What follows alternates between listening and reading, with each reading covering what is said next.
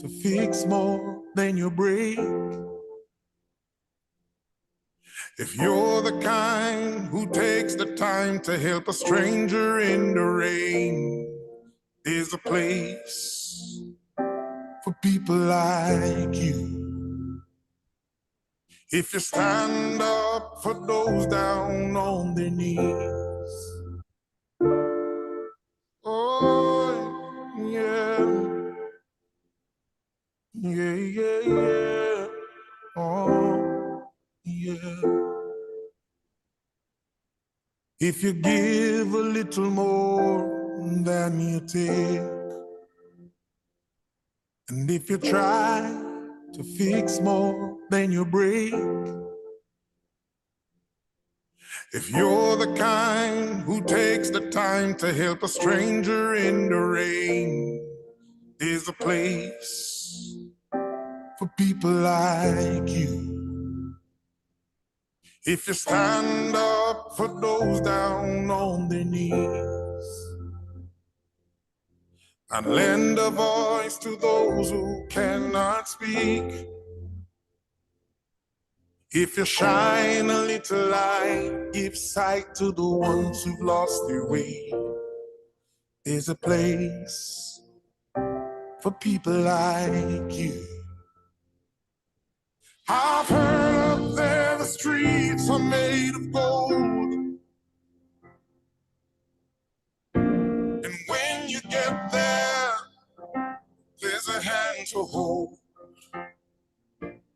I believe when your days down here are through, there's a place up there for people like you. If you walk around with your heart on your sleeve, and if you're trying to be the change you want to see, if you lay down your life for love so someone could be saved, there's a place for people like you. There the streets are made of gold, and when you get there, there's a hand to hold. I believe when your days down here are through, there's a place up there for people like you.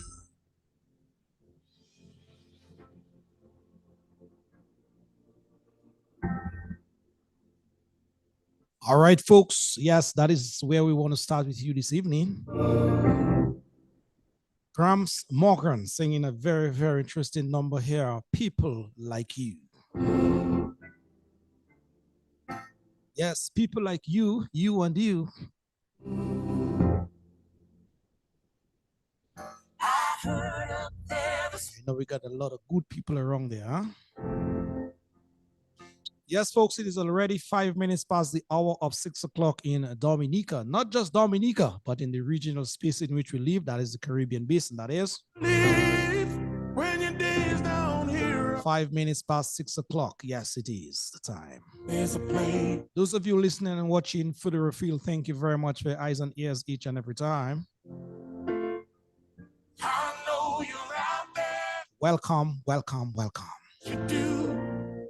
To yet another very, very interesting program right here on Civic Vibes. Little light, give sight to the ones who've lost their way. 2 segments coming up in just a bit. For people like you. 2 very interesting segments, I must say. Up there, the streets are made of gold. Our first segment will be graced with the presence of Dr. Kelvin Laurent on a very, very important topic indeed. If you're a man, please draw near. If you're a woman and have a man in your life at this time, tell him, advise him to draw near as well. If you walk around with your... If you're a young man, a teenager that is, you also want to draw near as well. The change you want to see. Because this program is basically dovetailed to you guys out there, the men. Life for love so someone could be saved. There's a place. And yes, Dr. Kelvin Laurent will be telling us all about what he's about to talk to us in just a while. Read this very important event coming up next Saturday, that is. And when you get there, and so we expect to hear from Mr. Dr. rather Laura in just a while with Manhood. Yes, winning through relationships. Volume 2.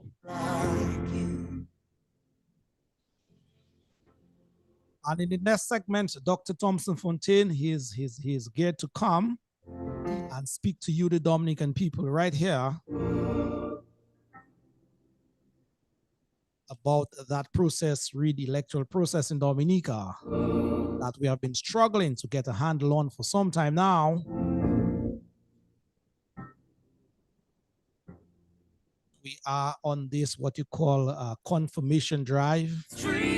So Dr. Fontaine will be coming in the second segment, just about 6:30 thereabout, and telling us he as the opposite, well, not opposition leader, but the leader of the United Workers Party in Dominica.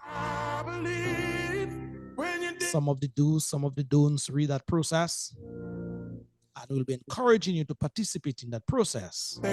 Because yes, your vote, every vote count indeed. So Dr. Kelvin Laura and Dr. Thompson Fontaine, two very powerful men indeed, will be gracing us here with their presence this evening. All of you already on the live feed, let me just move across and touch some of you by name. Ivinia, Joseph, Stephanie, John Baptiste, Eli, Newton, good evening to you. Mali, Austri, Dorian, Dorival, Carol, Olivachi Bruni, good evening to you guys. Good evening to you guys. Without saying much more, let me move across to my guest here, Mr. Laura, Dr. Laura. Good evening to you, my brother, in a very, very special way, and welcome. Thank you, Lofty, for inviting me to your program, Civic Vibes, and thank you to your listening audience as we explore a very important segment of your show, which is also a very important segment for our dear country, Dominica, particularly the men. And this program we are going to explore is exclusively for men, and it's a powerful one-day session of real talk, real brotherhood, and personal growth designed just for men. So I'm excited to be here and to share with the Dominican public that this is coming up very soon, this weekend coming up. I'm excited as well. I'm excited as well. Thank you very much, Brother Laura, for gracing us with your presence here. I know that you're a very busy man, but indeed you made some time when I asked you for that time. So thank you once more. Thank you. You're welcome.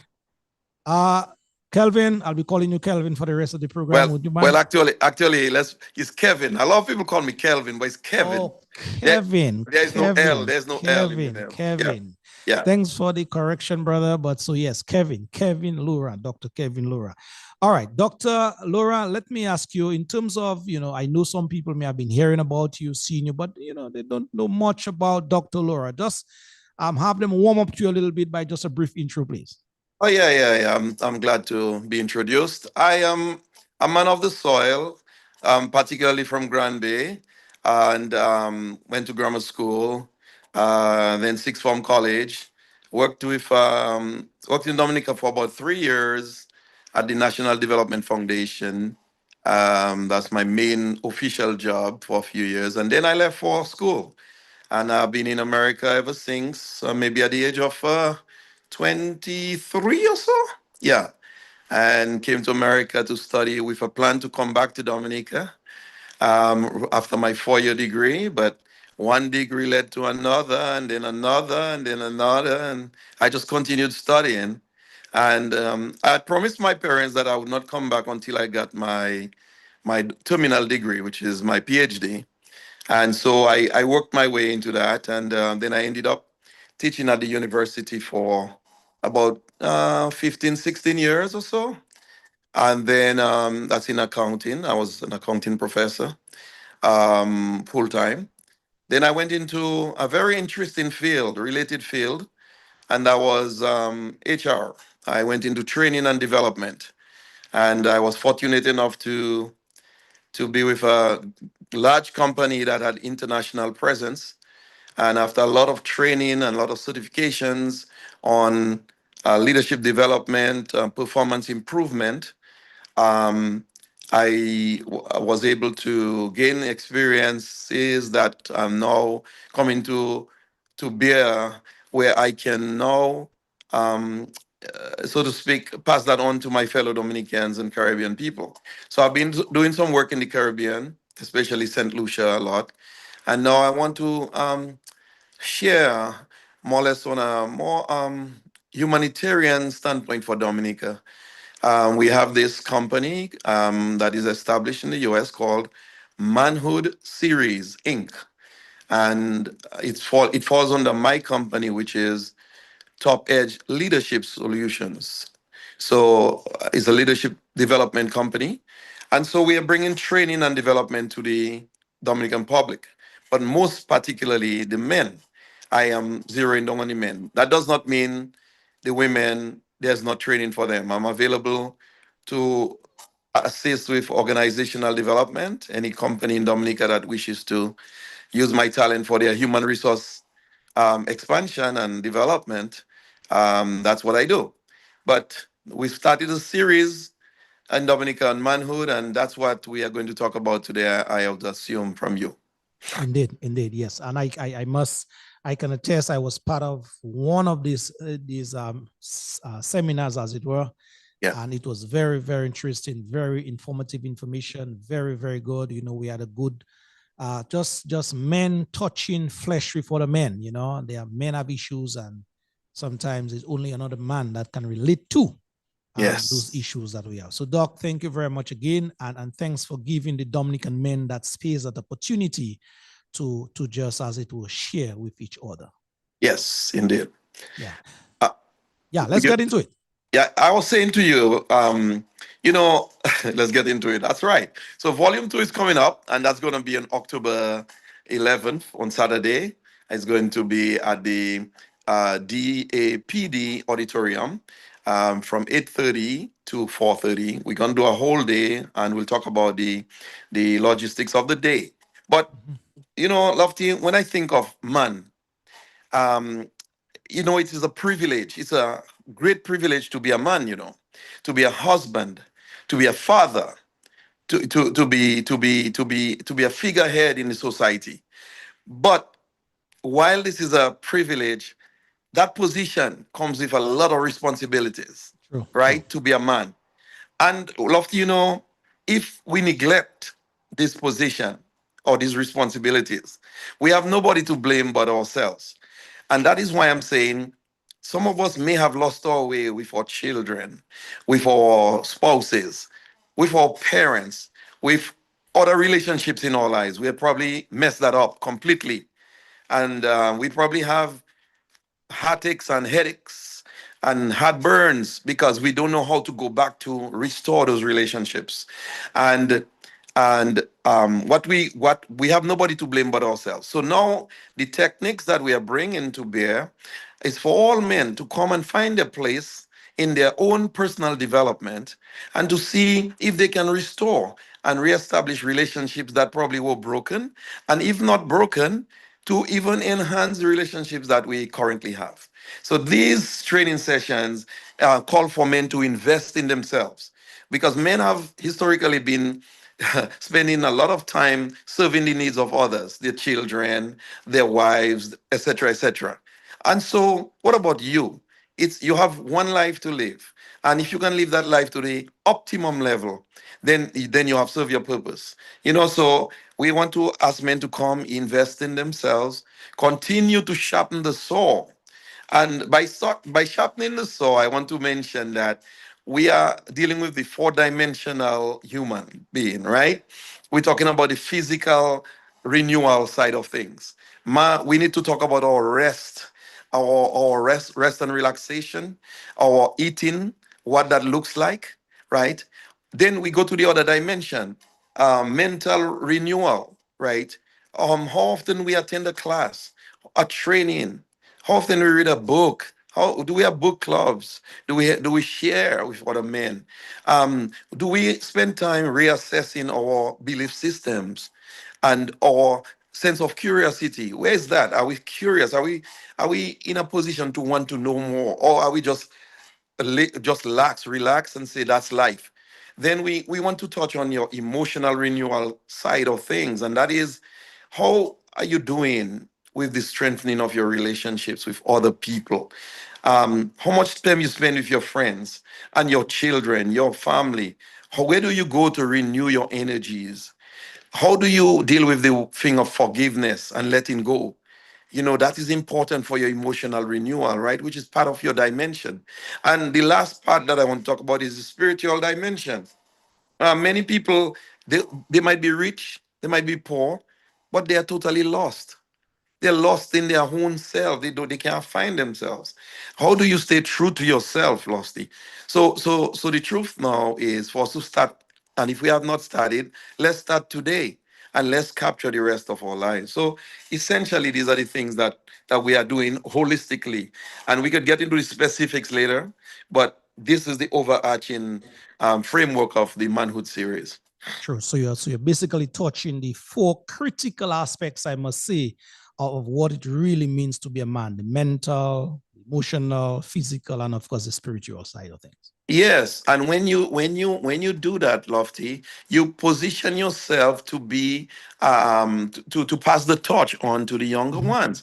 We tend to criticize what's going on around right now, and we are frightened about where our youth are going to be, and so forth and so forth. I think the question we need to ask is, what have become of us? Because if you look back, not that crimes and so forth were not present in the past, but would you say that we live in a society today where there is such a leadership among the youth, that the youth have something to look up to? Maybe we are lacking in that regard, you see. And the other thing, well, I'll talk about that later on, but essentially men have lost their place in to a large extent, and we probably don't know how to come back. So together we can bring ourselves back to the fold, and that's where we're going to go. Yeah, true. Very, very interesting. Folks, those of you just tuning in at this time, you're tuning a little late, but it's rather late than never. We're talking to none other than Dr. Kevin. I have that right this time, Dr. Kevin Laurent, talking about issues as it relates to men slash the family indeed. Dr. Laura, any success stories so far based on the seminars you guys have been having? Oh, quite a few. The guys are they are asking for more, and not more frequently as well. I mean, it's just not possible to do it more frequently because I live in the United States of America. Mhm. And but what I'm doing really is training other men like yourself and the men who attend to be able to conduct their own training, their own development, and with me being a guide. For True. right now, I'm fully involved, but it is my dream and my vision to have all of us become trainers of the youth, trainers among ourselves, reinforcing and sharpening each other. This is where I think this is really going to go. Yeah, and That's it. yeah, and that's a good attribute that you're bringing on board, because an effective leader always reproduce of his own kind. So That's so right. yes, so you'd have to do that training, and those we men who are there will certainly take on that mantle and help make your load a bit lighter, and everything should fall in place indeed. That's right. That's What correct. what can the men expect when they come this Saturday to this event, this seminar? Well, what can we expect? We have a few major hubs, major topics that we are going to be training on, and Mhm. have the workshop will be very interactive. It's not a lecture. I want everybody to know we're not coming for any lecture. It's really an interactive workshop. And some of the hot areas are crucial conversations. Lofty, one thing I hold true is that when we lose the ability to converse, then we get violence. Yeah. Violence will be the result of lack of letting it out. People will do one of two things, Lofty. When the conversation is of a crucial nature, people either get silent or they become violent. Mhm. And that is true with your wife, that's true with your constituents at work, your coworker, your boss, your employee. If they really they want to share something with you, but we don't open the door for True. good communication, good conversation, I should say, then what they do is either they resort to silence, which is dangerous, especially with the youth, or they explode into violence. But how can we curb that? So, one of the things we're going to really talk about is how to hold crucial conversations, meaning how to navigate the tough discussions with confidence, respect, and clarity. So, that's one of the hotbeds, right?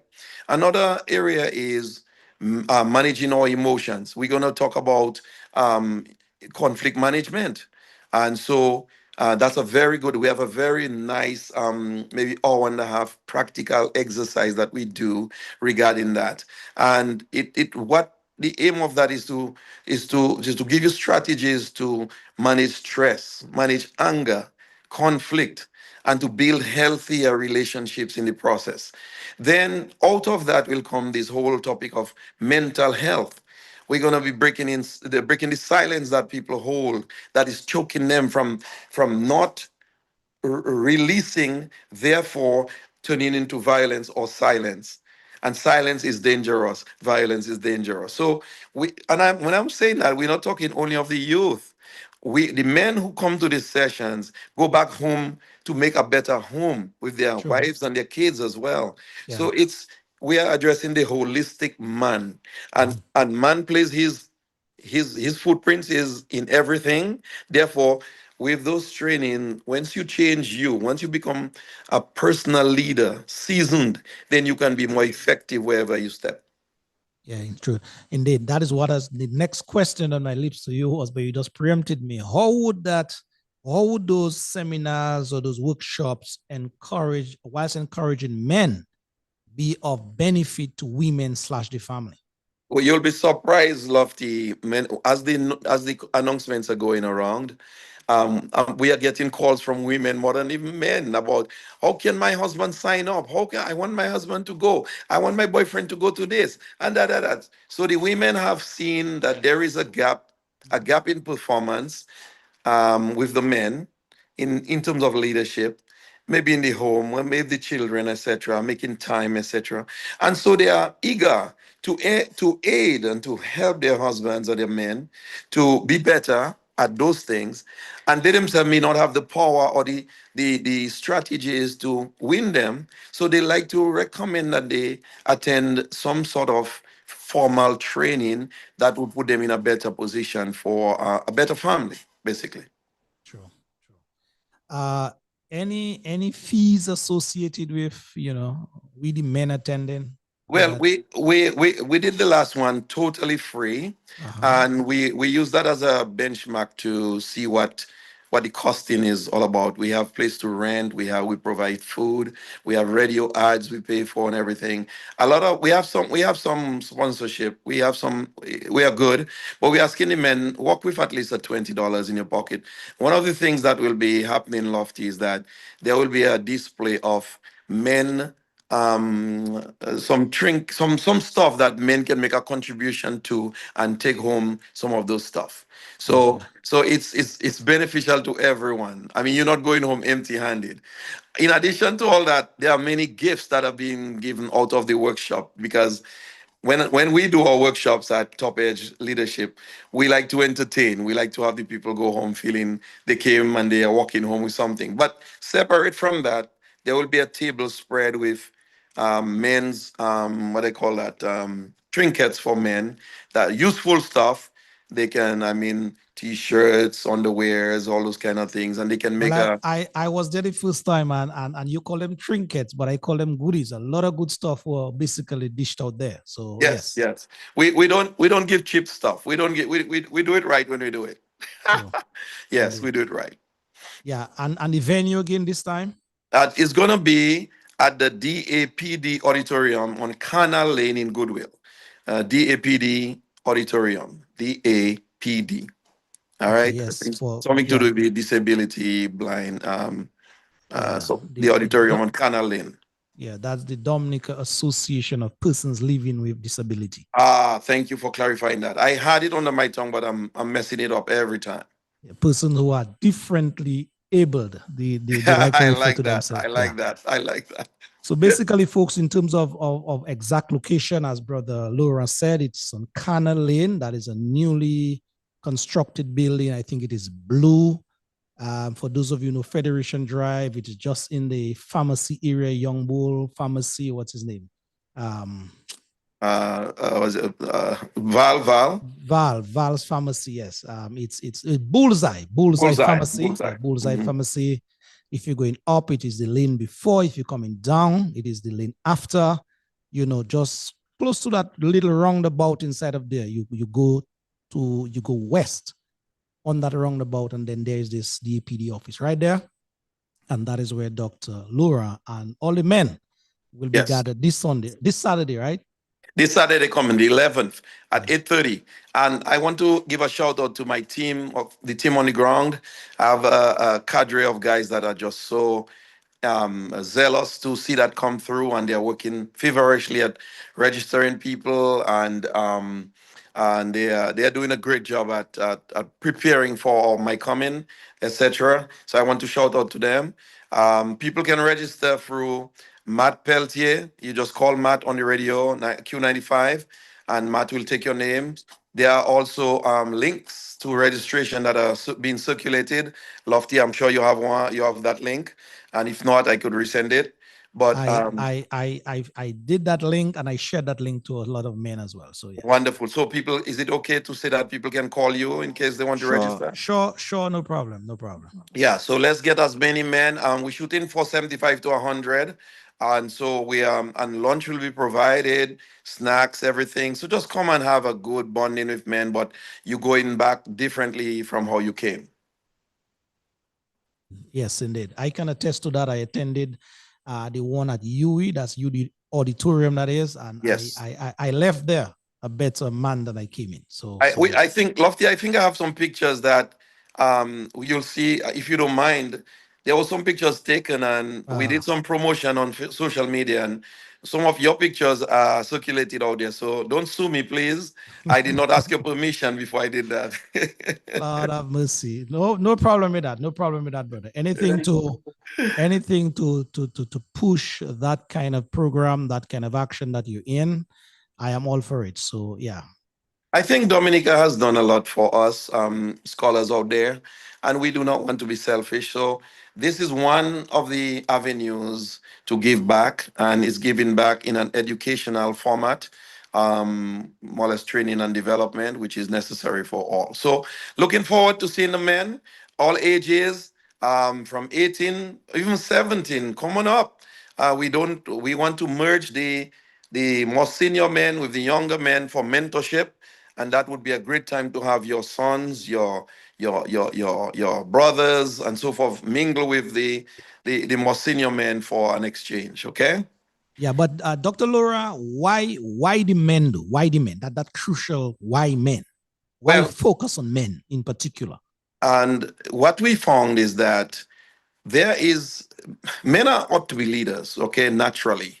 And once leadership has gone awry, then you have a scattered flock, right? And that could be said of the family, it could be said of the community, it could be said of the country.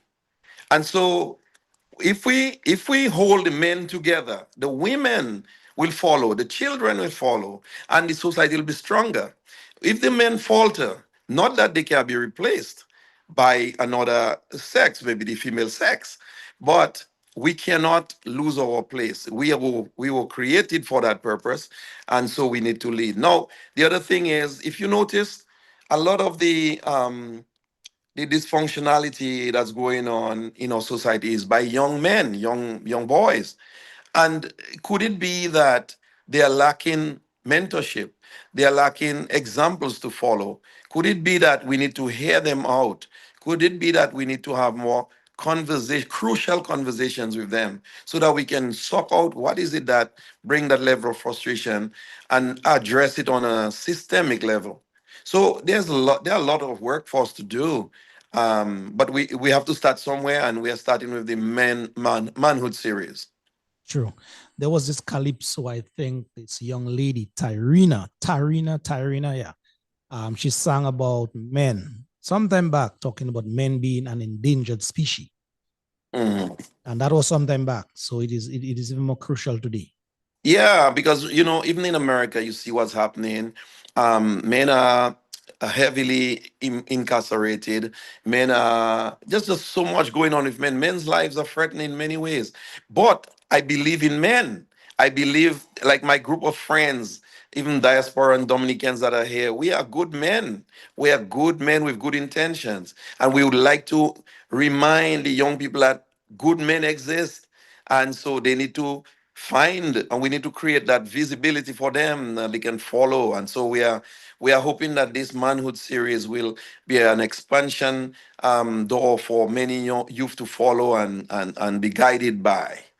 Yes. True, indeed. Our time basically has come and gone. I haven't seen Dr. Thompson Fontaine shoot up there as yet. So as soon as he comes on, then we'll just ask you, Doc, to wind up in terms of making, clearing the space, as it were, for Dr. Thompson Fontaine. But before he gets here, though, or while he's trying to make his way to get here, any other thing you'd want to, the listenership to digest here before you leave? Well, yeah. One of the things that I find important is there's a big question mark about schooling among the youth. What my vision is to continue to push and advocate for school as we know it. But I want people to know that school is only a fraction of your education. School is only a fraction of our education. The rest of our education in life comes from experience, life's experiences. So we all have education of life. And we need to harness that by coming together and sharing those experiences so that mistakes can be lessened, because you live vicariously for someone else. You don't have to go through the bad experience for you to you don't have to feel it yourself for you to know it. You can hear others share it and say, oh boy, that is a reality, therefore I need to guard against it, and so forth and so forth. So I think the collective is what I'm pushing. Let's come together, let's share, let's have that bonding. And Lofty, from a spiritual standpoint, I believe men is under attack. Men are under attack because the devil likes to operate in division. The more divisive we are, the more he has a foot in to destroy the family, destroy the society. But the stronger we are, the more united we are, the stronger we are. And so I'm trying to see if we can pick up that message again. Indeed, indeed. Let's just play a little of this track here, talking about struggle. And we know men are going through struggling times at this time. And then we'll ask you for your closing or final comments. All right, Okay. Doc? Thank you. Mhm.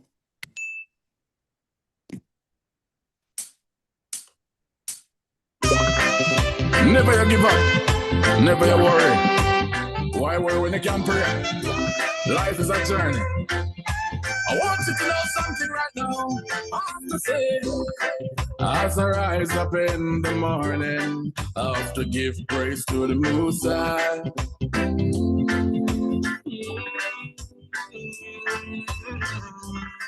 Yesterday, I had a bad evening. I tell myself today it's gotta be fine.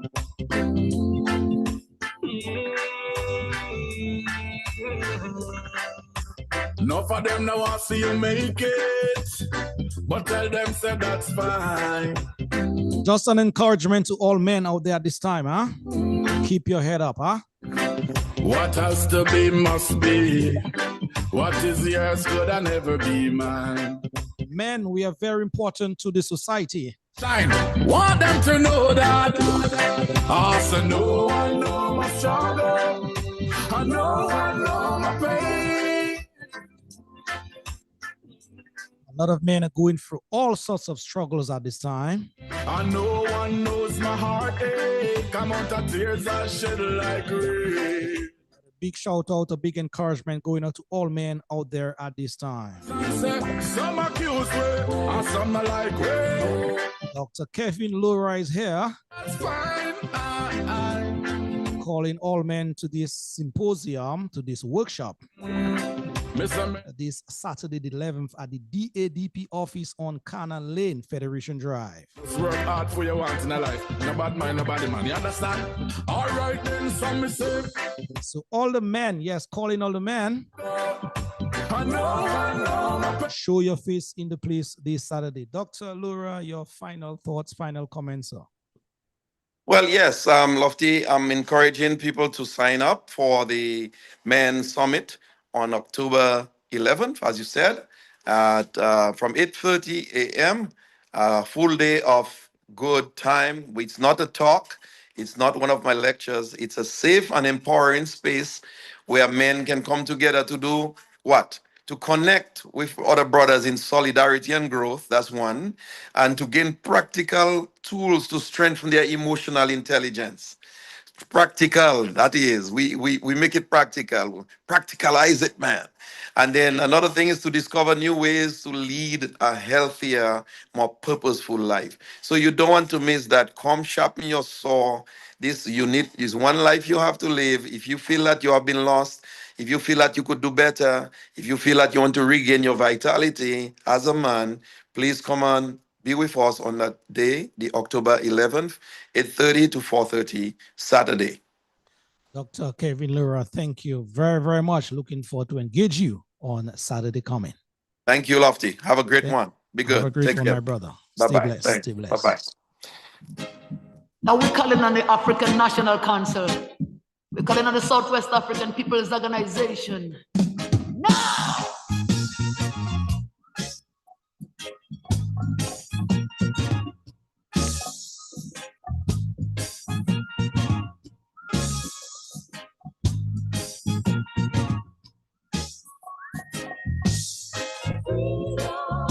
On the children cry, on the bed door rise, see my people crying for freedom. On the children weep, and red blood run quick. See my people crying for freedom. 400 years now we've been working as your slave. Why can't you free us? Let us have a separate ways. Equal rights. Those of you who are still here first, thank you very much for your eyes and ears each and every time. Like I usually say, We need a it is 6:40 in Dominica and the region. freedom of expression. Just at a very, very interesting first segment right here on Civic Vibes with Dr. Kevin Lura In the calling all men this Saturday. nation. So whoa, whoa, whoa. On the children we Now we're looking forward to segment number 2. Yes, with another Dr. Thompson Fontaine. Some people call him the liberator, as it were, of Dominica. does that soul rise? And yes, all liberators deal with some kind of freedom, huh? Freedom. We need the freedom in a full equality. Freedom for Mandela from apartheid misery. We don't need no sanction from no big time hypocrites. While we there are so far, they gone playing politics. Hey, So please call a neighbor, call a friend. vision. Tell them Dr. Thompson Fontaine is on. And once he's on something, yes, there's much something to be learned. So whoa, and the children cry. And the We're gonna talk about the reconfirmation process, as it were. see my people crying for freedom. As the leader of the United Workers' Party in Dominica, And red you'd well understand See my people crying, that he's in a very pivotal position crying and they die. to urge you, to advise you as to the do's and don'ts of that process. Right now, we are up. So tell Lou to tell Sue, tell Paul to tell all. Dr. Thompson Fontaine is on. And so we are a people, the 12 tribes. Let me, yes, apologize to my brother Alvin Thomas, who is in Dominica at this time.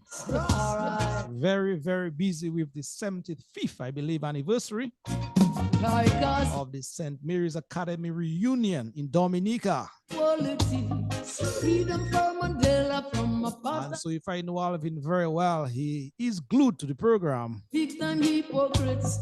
While we but he's engaged in other matters. And so on his behalf, we at Civic Vibes, we do apologize. freedom of speech, But we got to do what we got to do human rights. in the interest of our country, Dominica. So, Brother Nasir Fontaine, thank you for starting us with this one entitled Freedom. all right. See my people dying for freedom. Oh, now the battle's sweet, 'cause we cool the heat. See my people crying and they're weeping and they're wailing and they're dying and they're crying for freedom. All right, folks, let us turn our attention to Dr. Thompson Fontaine at this time Freedom of belief, on an all-important conversation, the reconfirmation process, they're crying for freedom. the electoral process by extension that have been sort of eluding us for some time, or eluding us rather for some time. And we have decided as a people to make it happen this time around, It's upon our soul. where there will be no more stealing of the elections in Dominica, where every vote cast will be counted. Wow! And your vote will have some value this time around. So Dr. Thompson Fontaine is here. Doc, good evening to you in a very special way. Welcome to Civic Vibes again. Lofty, a very good evening to you, of course, and to your many listeners scattered across the globe. It is indeed a pleasure to be here with you. Well, Doc, I hope we did not drag you out of your comfort zone in Grand Four, somewhere on the ground doing some work, huh? Yes, but I was able to schedule it very nicely, so spend some time on the ground, and then was able to get home in time so that we could have this very important conversation, which I think is certainly timely, and one which the Dominican public must be made aware of. True. Thank you very much for your time. Indeed, we appreciate that very much. Doc, just before we get into the meat of things, as it were, October 1st, 2025, we sort of recognize a past leader, a fallen hero among us, that is Mr. Roosevelt Bernard Douglas. We call him affectionately known, Rosie Douglas. Any thoughts on Brother Rosie before we sort of, drill down into the conversation, bro?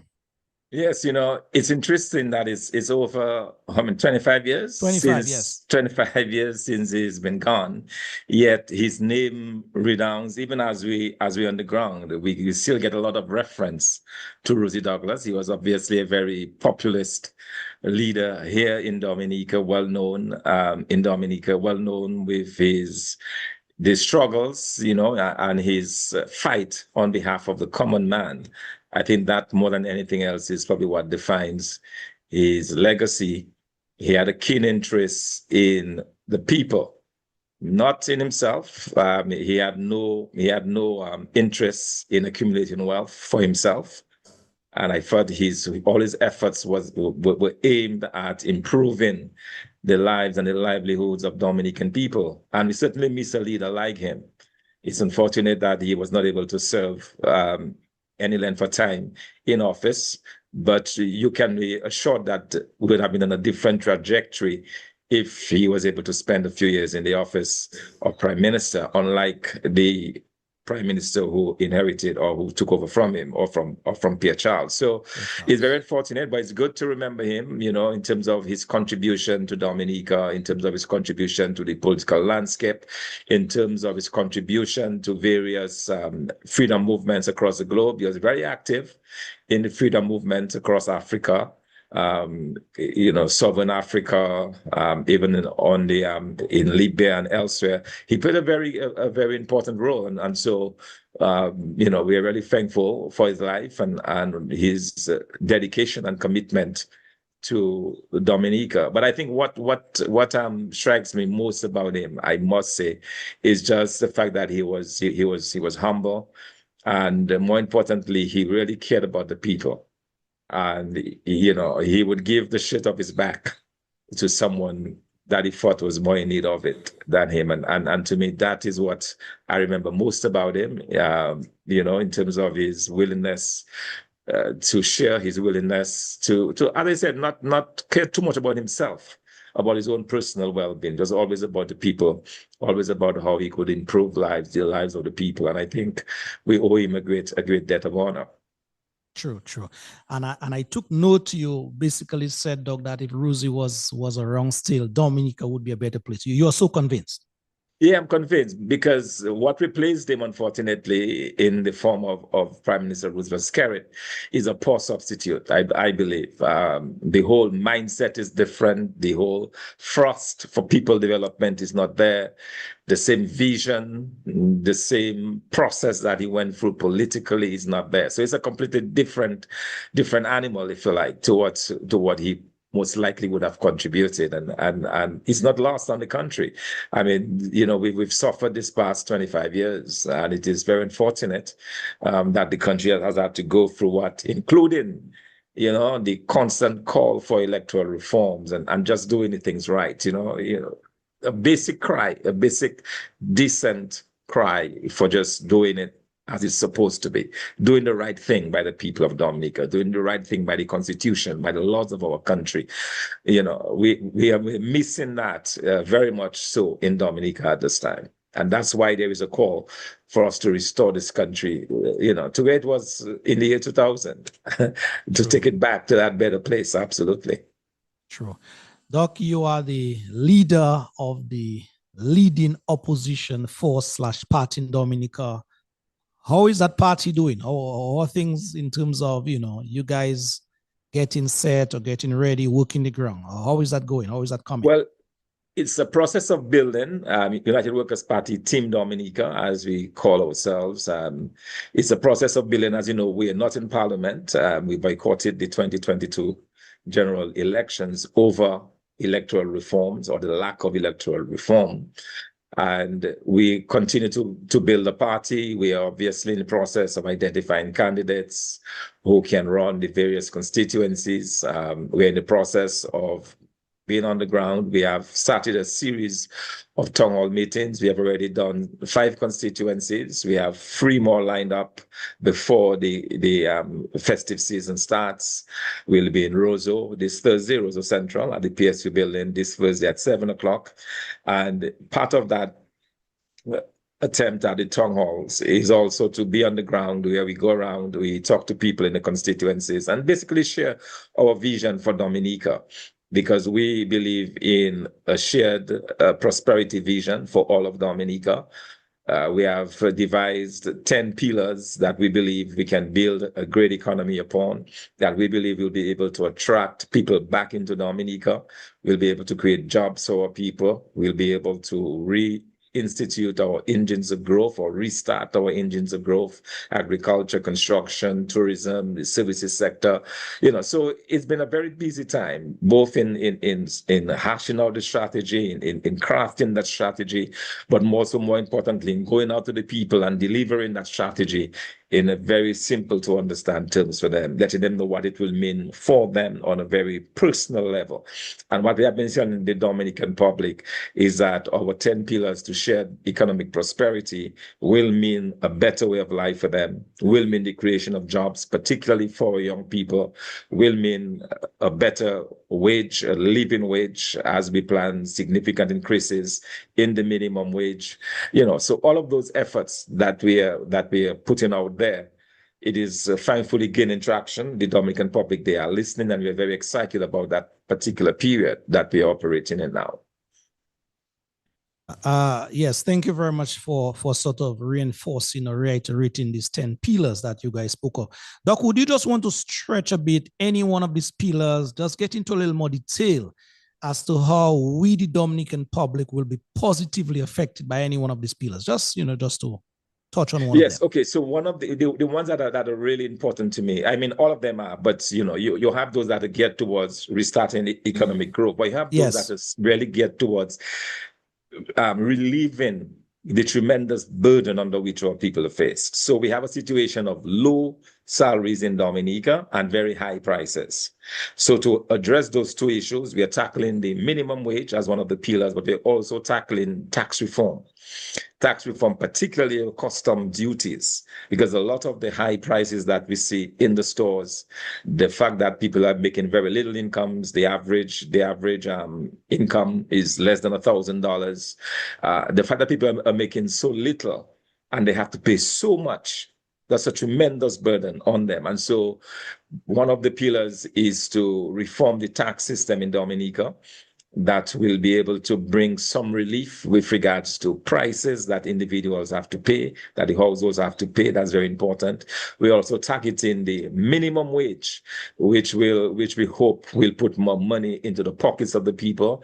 We hope will compensate our public servants who have been hardworking, our teachers, our nurses, our prison officers, our law, everybody that's involved in the public service who have given years and years of service. We're hoping that we'll be able to reward them with salary increases that will be equal to the effort that they put in, but more importantly, will allow them to enjoy a certain standard of living that we do not believe they are now enjoying. And that is something that we're very much committed to.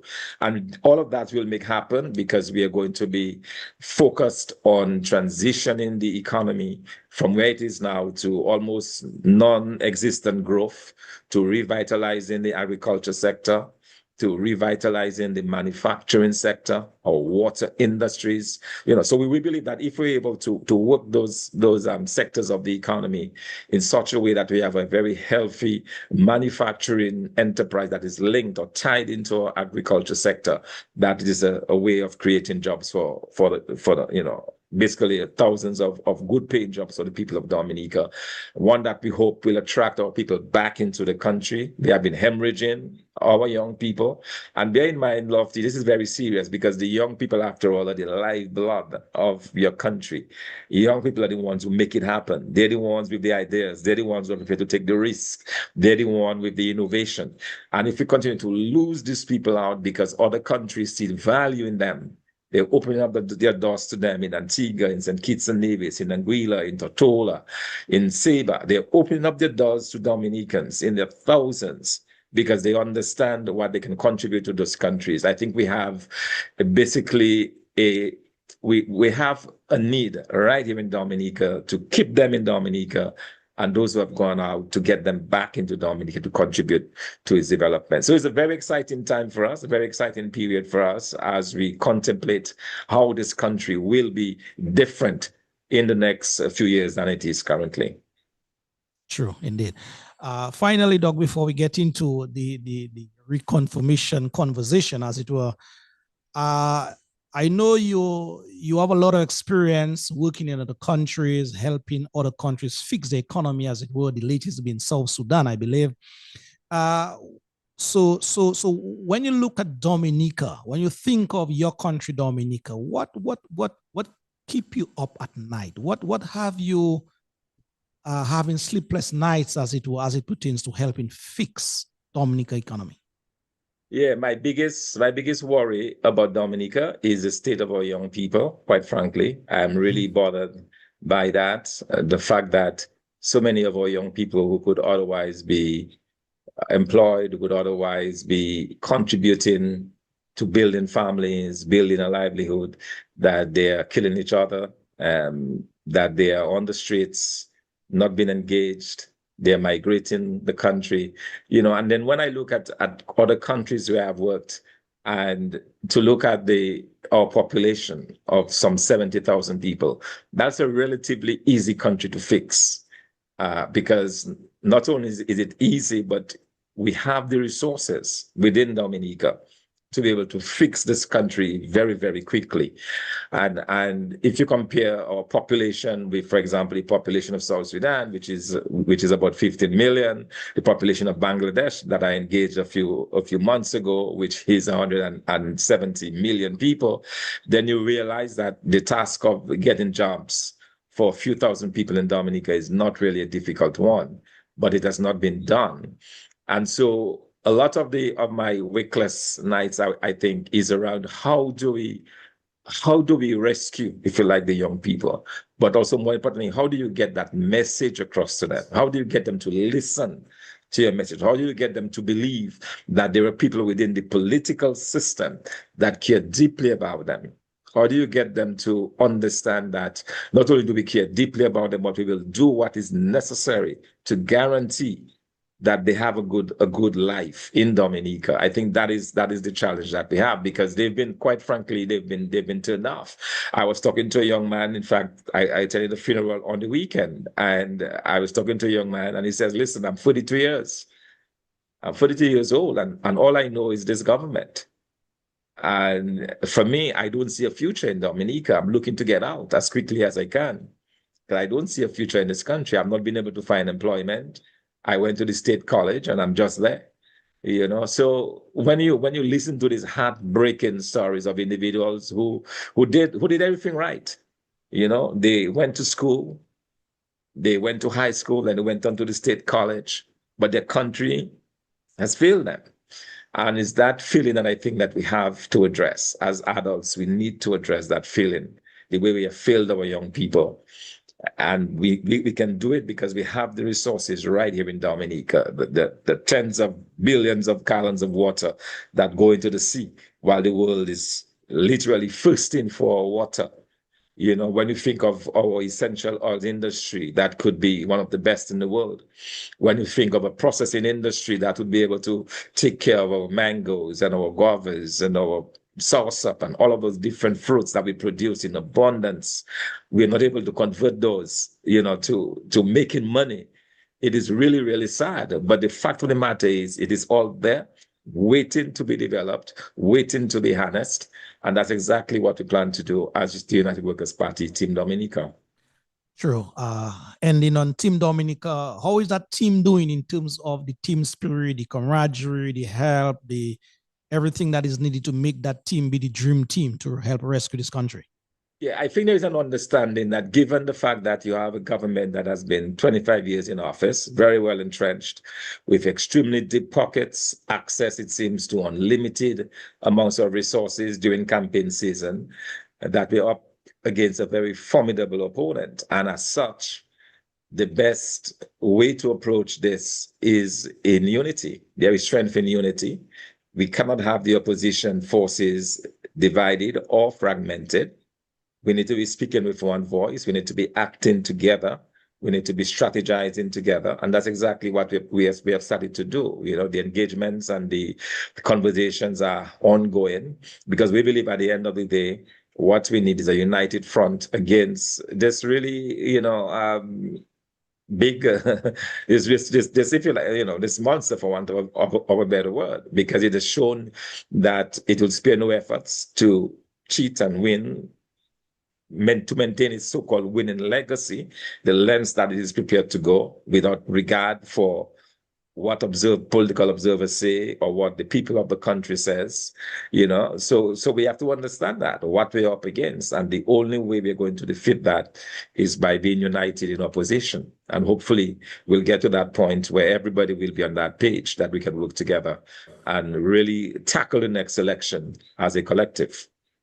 Yeah, so you basically, Doc, what I got from you in a nutshell, you're basically telling Dominicans, don't give up, that there's hope. Absolutely. I think our better days are ahead of us. I believe Dominica's shining days are ahead.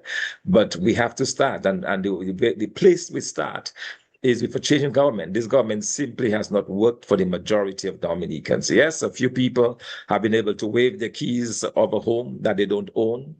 But that's not enough. That's not enough. You know, we need a lot more. We need deeper development. We need deeper evolution in terms of people's lifestyles and their well-being and their livelihoods. You know, our health system needs to be restructured. Our education system needs to be restructured. Our judiciary needs to be beefed up and be seen to be independent and on the side of justice. You know, a lot of work that needs to be done that's simply not being currently done. But I believe that as we plan and strategize, we'll certainly get there. Indeed. Thank you. Thank you very much, Dr. Thompson Fontaine. Indeed. Folks, if you're just tuning in at this time, you're listening, you're watching the program called Civic Vibes. This program is aired each and every Sunday from 6 o'clock. We had a first segment a while ago with Dr. Kevin Alora, calling all men, this Saturday at the DADP office on Cannon Lane. We are now talking to none other than the leader of Team Dominica in Dominica, that is Dr. Thompson Fontaine. Indeed. We're going to start a very interesting conversation now as it relates to the process of remaining or being added to that electoral list in Dominica. The government went to Parliament some months back, I believe, and basically passed into law a reconfirmation effort. And so that is what and more Dr. Fontaine is going to sort of break down for us as ordinary people, so that we know some of the do's and don'ts as it relates to that process. Doc, that process, the reconfirmation process, first and foremost, what would you say from a holistic standpoint about that process, the bill that is now law? All right, let me just, if I could go back just a little bit, the bill was passed on March 19th, 2025, the day that we live in infamy, because a number of us, some 25 of us, were arrested and before the courts even as we speak, for simply standing up for electoral reform. We believe that the confirmation process that was agreed upon is not the ideal. We were pushing for a complete re-registration. We felt that the whole voters list was sufficiently flawed that it needed to be scrapped completely and redone. The government chose a different path. They moved to confirmation. I hear people saying recon, but it's really confirmation, because it's a confirmation process that the legislation speaks to. But now that it is the law of the land, we have no choice but to go with it, and that's what we are doing. So we have already been engaged as we meet with the people on the ground. In fact, when we were on the ground this past week, we spent a lot of time explaining to people the process and what they need to do to ensure that they're confirmed. So we're taking this very seriously. We are a bit disappointed because the government, as part of that process, the government was supposed to issue the list, kind of a list to start the process at the end of September 30th. It's 5 days into October, and that list has not been produced by the National Electoral Office. We're not sure what the problem is. They've not indicated to us what the issue is.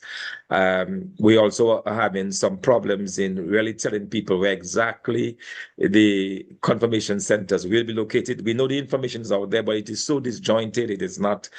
You can't find it one place. You can't go and say, okay, well, here's where I can find the information to relay. So there's a lot of work that the electoral office needs to do. We are hoping that they'll be ready for October 15th, which is the day that the process starts, when they will deploy enrollment officers throughout all of Dominica to begin this enrollment process, this confirmation process, rather. Yeah. So on the ground, based on what you have been telling your people, where do you start if your people on the ground, or Dominicans by and large, in terms of that process? So what we're telling them is that it is very important that they get confirmed, that their vote counts. We're letting them know that if they choose not to confirm, their names will be deleted, will be struck off from the list. And there will go away the ability to have a say in who is the next government. So it's very important that they engage in that process.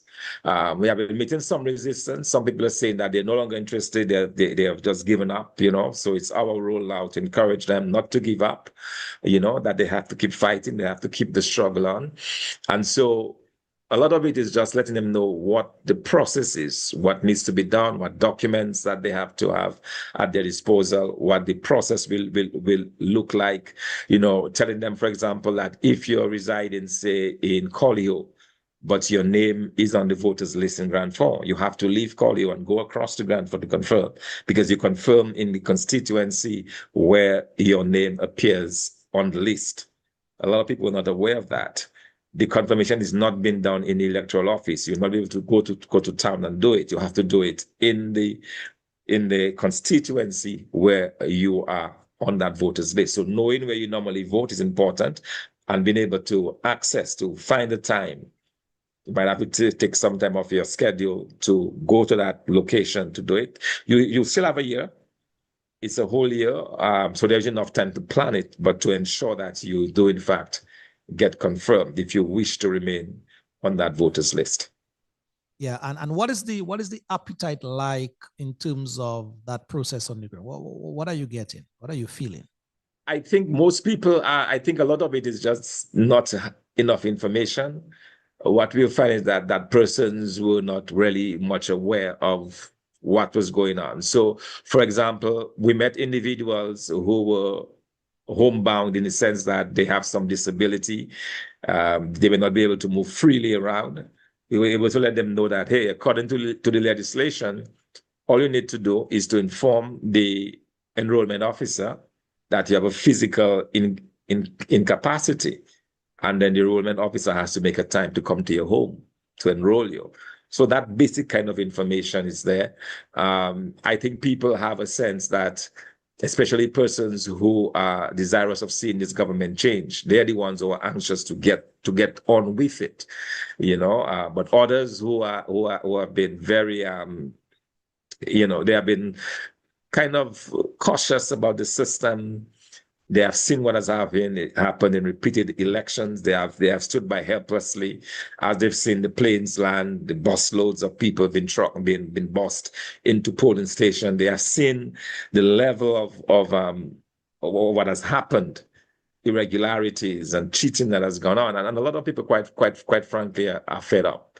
Okay, but and that's where the engagement on the ground becomes even more important. We have to be out there on the ground, dealing with them, letting them know exactly what is going on. Yeah, indeed. You speak of you being on the ground, your team, I would want to think you're part of that team. You guys are on the ground as well.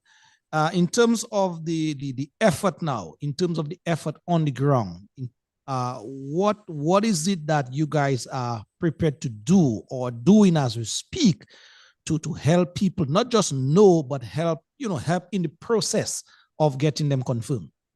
All right. So the first thing we do is the information. All right. So we have been able to share the information. So we let them know, for example, that to get confirmed, you have to have a government issued ID. Okay. That could be a passport, a driver's license, or a social security card. But that's not enough. In addition to one of these, you would also need to have a birth certificate. Okay, so with that, you'll be able now to go to the enrollment officers where you'll receive a form 13 that a form 31 that you will have to fill out with your name, the name of your parents, where you're resident and so on. All of that information you have to actually fill out and then give it to the enrollment officers. Now, if you do not have a government issued ID, then you are allowed to confirm with an affidavit of identity, as it's called. In other words, somebody within your constituency has to verify that you are this person, James Brown, that you claim to be. So that's called an affidavit, which can be done before Justice of the Peace or Commission of Oaths. We have a number of those constituencies of Justice of the Peace. These are individuals who have been selected from within the community who can do that on their behalf with a witness. So in the absence of government issued ID, you will have to have a birth paper. You'll also need to get the affidavit of identity, plus you will need a photograph, a passport size photograph that will be endorsed by the justice of the peace, indicating that this photo is a true likeness of you, the individual who is going to be confirmed. So that information is important to get out there because a number of people, believe it or not, do not even have access to a birth paper. So making provision for that. In fact, in one of our meetings that we held in my own constituency, we were discussing how we can actually assist persons to gain access to their birth papers. They don't have the birth paper. How can they get access to it? Because there is also a cost. If you're coming from some constituencies, it's $20 round trip. So you have to pay $20 to go into town. You're going to have to eat something. That's probably another $20, and then another $20 for the birth certificate. That's $60 right there. That's money a lot of people might have difficulty sourcing in our current day Dominica. That is just the reality of this country, So how we able to assist, how we able to make sure that they get the documents that they require is of much, much importance.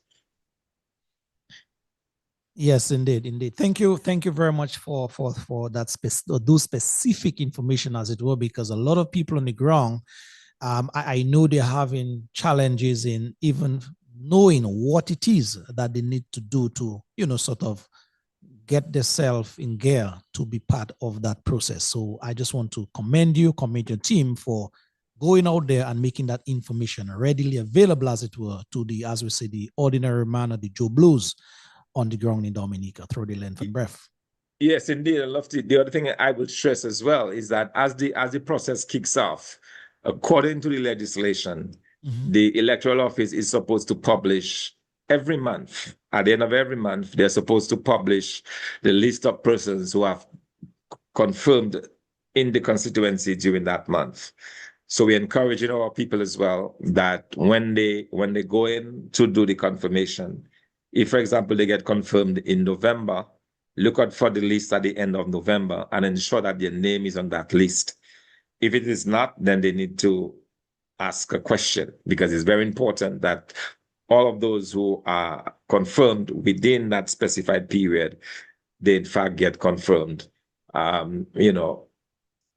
at the end, that their name appears. And then the other issue, of course, of persons, the questions that have been asked about individuals who are living overseas, who may not be in Dominica. The legislation is very clear that confirmation can only take place in Dominica.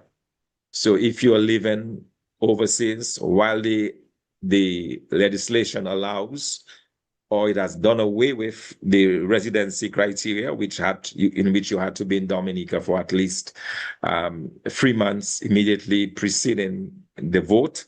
Now you can be away for any number of years and you still have access to confirm.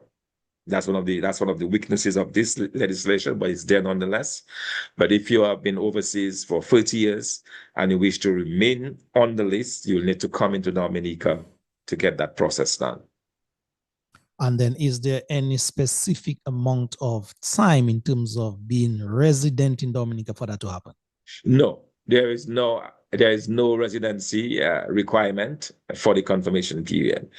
The only requirement for you to confirm, well, actually 2 requirements if you're living overseas, is 1, your name is on the list, and 2, you have to be in Dominica to do the confirmation.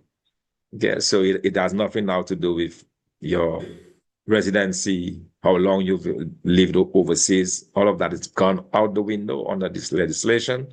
All that is required is that you show up in Dominica and that your name is on the list, and in that way you're able to maintain your name on that list. All right, that last aspect that you spoke of in terms of dealing with the overseas people wanting to remain on that list, what are some of your issues with that special area there where, at least they did away, as you said, with the 5-year aspect of things? What are some of the gray areas in there you can see that can be manipulated, and how would you guys, sort of look out?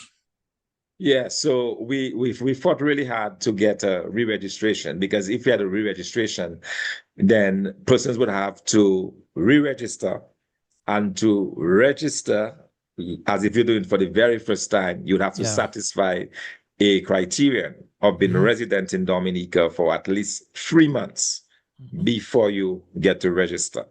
Okay, we did not get that. What we got is you're on the list, you can remain if you confirm. And our concern about that is that you quite frankly, you have individuals who, yeah, while they might have a great fondness for Dominica, while they may be supporting their families in Dominica, the fact of the matter is they're not subject to the direct impact of a government.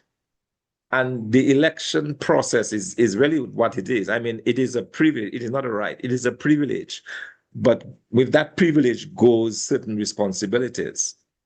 Because if you're going to put a government in place, you should be able to bear the brunt of this government. So if the government is doing well, you're supposed to be able to benefit from it. If you're not doing well, you're supposed to be equally punished because you voted to put them in there. That is how our democracy is meant to operate. But if you've been living overseas for the past 30 years and you barely come to Dominica, you barely spend time in the country, you really should not have that right. Or you should really not have that privilege to say, well, yeah, you have the same responsibility as a person who has to suffer the consequences of a government. I just don't think it's right. Last weekend, not this one, last weekend, we were in the village of Calabishi, and this gentleman said, you know, we understand that you guys do not want persons like myself who come to Dominica all the time, who have a house in Dominica. You don't want us to vote. I said, no, it's not that we do not want you to vote. What we have been against all along is the unequal playing field, in the sense that a government that has deep pockets, even the use of state resources, can now go after persons in the diaspora and bring them down to vote. That is not the same as getting the vote of persons in the country. Everybody in Dominica on election day have the same option of voting or not voting, because the polling station is right down the street, it is within their community. They have an equal right as a person, as a neighbor next door. Someone living overseas, who's lived all of their lives overseas, is not the same thing. And the majority of these individuals are not putting their hands in their pockets to come to Dominica. They're relying upon a ticket from the government. They're relying upon a bribe, which, by the way, in the new legislation has been completely removed. So this whole idea of bribery and treating is now out of the legislation, something that was there as a safeguard against the abuse of the system. It's now gone. But that is what we have. And so, you know, it's not that we're against persons in the diaspora participating in our franchise. It is about whether it's fair or not. And so, for example, they say, but, you know, the United States, everywhere, you know, you can vote even if you live overseas. Yes, but in the United States, they ensure that everybody who wants to vote can vote. It's a level playing field. So if you're a US citizen, you can vote at your embassy or you can mail in your vote. All right. So every US citizen have the same right. In that case, it is fine. But in our case where it depends upon the government making or exploiting this loophole, it is not fair. And that itself taints our very process of democracy in Dominica. It's tainted. It's tainted. And the hope is that with the confirmation, it will take care of some of those issues, because it's only persons who really have a deep interest in the country, I believe, who will want to come back and spend the money and confirm their name on the list. That will show some intent there. But at the end of the day, I believe that at least we'll get a partial cleansing. It will not be a full cleansing as we had hoped for, but there should be at least a partial cleansing of the list.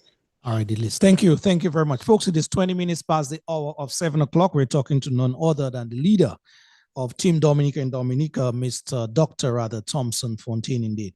Let me just get to the feed here to get some comments coming in here so that I can send them your way, Doc, for your response, indeed. Marshall Lawrence is writing here, quite unfair not being ordinarily resident. I think you dealt with that, but, you know, just sum it up. Yes, exactly. You see, because there is something about the ordinary residents. Ordinarily resident mean that you're subject to the high taxes. You're subject to the high prices. that the government may impose on you. You're subject to the high VAT rates. You're subject to the high custom duties. That is what an ordinary resident means, that they spend sufficient amount of time in the country, that whatever policy is adopted by a government that's elected will impact them. But now that that is out the window, it means that persons who feel absolutely in no sense of burden by a government, in the sense that it does not matter the behavior of this government on their own personal lives, that they have such an important say in the election. An important say they do have. I mean, we did some numbers. We did some number crunching on Monday of last week that is available online, and you will see how close our elections have been, notwithstanding this massive involvement of people. You've seen how close the 2000 election was won by a difference of 83 votes. In 2005, it was 265. In 2009, it was 585. It was 963 in 2014. And it went back. Sorry, in 2019, it was 963. And in 2014, it was around 585. So we see how close the elections have been, even when persons are coming in. But bear in mind, these are individuals who may not be necessarily ordinarily resident in the country that are deciding those elections. And these individuals, they don't even stay the following day to pay the high VAT on a Coke at one of the supermarkets because they're gone that same night. It really is not fair. There is a certain inherent degree of unfairness in this process that I think the people of Dominica, with a good conscience, can understand. And they should understand where it is that we're coming from. It's not that we do not want the involvement of the diaspora. So if you're going to get the diaspora to vote, let it be done equally that all of the diaspora who wants to vote get a chance to vote, if that's the route you want to go. But it cannot be selective. From the time it becomes selective, from the time it becomes a whim of the government to go out there and bring people in to start the vote, then the whole process breaks down and it can no longer be considered a free and fair election. Yes, indeed. Dorian Dorival, thank you, Doc, for your response. Dorian Dorival writes here, let's hope the names of the dead will be removed from the list because we all know that the dead people can't be reconfirmed. Again, let's hope the names of the dead will be removed. So are you guys convinced, Doc, that process, the confirmation process that we're speaking of will help, weed off the dead people from that list? That's an excellent question. In fact, the legislation is very specific about this. The legislation says that the electoral office shall remove the names of those who were dead.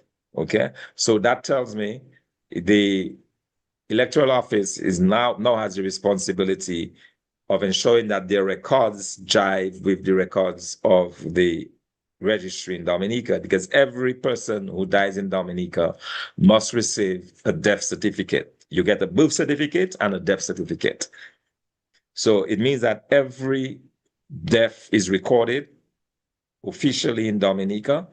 Those records they're available. And now the focus of the onus is on the electoral office to access this, because under the legislation, they are bound to remove those who are dead. In the past, for example, in the past elections, we have done that by way of petition, where we have taken on the burden. We have gone through the death register in our constituencies, given the electoral office the names of the persons who are dead, and they simply refuse to touch it. We are hoping that their behavior will improve under this new dispensation of cleansing of the voters list, and that they will do the honorable thing. Those names should not be on the list. And we're talking about literally tens of, thousands of names. I don't know if it's tens of thousands, but it's thousands of names. Given the size of the voters list, it is clear that there are lots and lots of persons who are dead. I mean, and you do it all the time. People tell you all the time, my parents have been dead for 20 years. Their name is still on the list. It is there. It is known, and the electoral office will be looking at this very, very closely, because there's an expectation that the list must be cleared by removing on that list the names of persons who have been issued death certificates by this country. Yeah, Doc, having said that, are you aware in that same legislation, is there any clause or clauses in there that would hold the electoral office to sort of do their work, especially as pertains to the weeding up for the dead people? Anything in there? Yes, yes, absolutely. In fact, there are specific penalties that are prescribed in the legislation for the electoral office or that kind of governs the behavior of enrollment officers and registering officers. And if they don't adhere to it, then there are penalties. So, for example, if enrollment officers choose, for example, someone comes in to register or to confirm, and they refuse to do that confirmation for whatever reason, where the person is legitimate, then there are penalties attached to that if it can be proven that they obstructed or they prevented or so on. So I'm very happy for that in the legislation, that there are specific penalties, including jail time, for enrollment officers who quote unquote misbehave. So for instance, we have had complaints in our party of persons going to register and they're told when they get there, they're told to come back some other time. They're delayed, they're set off, and so on. There's very little room or very little appetite for that type of behavior in the legislation, especially where it concerns confirmation. And so that is something I'm very pleased about. And I'm sure as part of their orientation, the enrollment officers would have been made aware that they can face potential jail time if they do not abide according to the behavior that's expected of them as enrollment officers. That's a high calling. And people should not take those things lightly. You're not there to do the bidding of a political party. You're there to do the bidding of a supposedly independent institution, which is the electoral office. Yeah, in the law as well, in terms of the confirmation process, when someone shows up to that station to be reconfirmed, as it were, at least, is this to be confirmed? To be confirmed, is there a situation whereby that person have to come in with a witness? Yes. So everybody doing the confirmation has to come in with a witness, and that is because the witness is supposed to sign this Form 31. So the Form 31 has basically 3 areas of signature: the person that is doing it, the enrollment officer, and the witness. So everybody being confirmed has to bring in a witness, and this witness has to be from the same constituency. Yes. So, for example, I am registered in Grand Fort. When I go to confirm, I have to bring with me someone from that constituency to verify that form and the information on that form. So that's very important, a very important point that you raised. Okay, so that's something that we have been telling people: identify someone to go with you, because that is part of the process. And also, yes. Yes, go ahead. I was about to add as well, and then also as part of the process is the receipt that you must get from the enrollment officer. So people must be aware that they are supposed to get a certificate of enrollment from the enrollment officer that will indicate, yes, on that day, at that time, this Thompson Fontaine confirmed his name on the electors list. You have to ensure that because that will be your proof.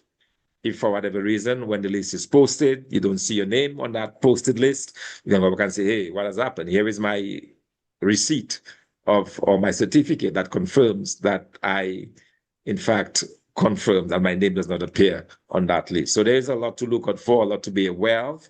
Because at the end of the day, what we want is that when the process is ended, we have the beginnings of a fairer electoral process in Dominica. That is the hope.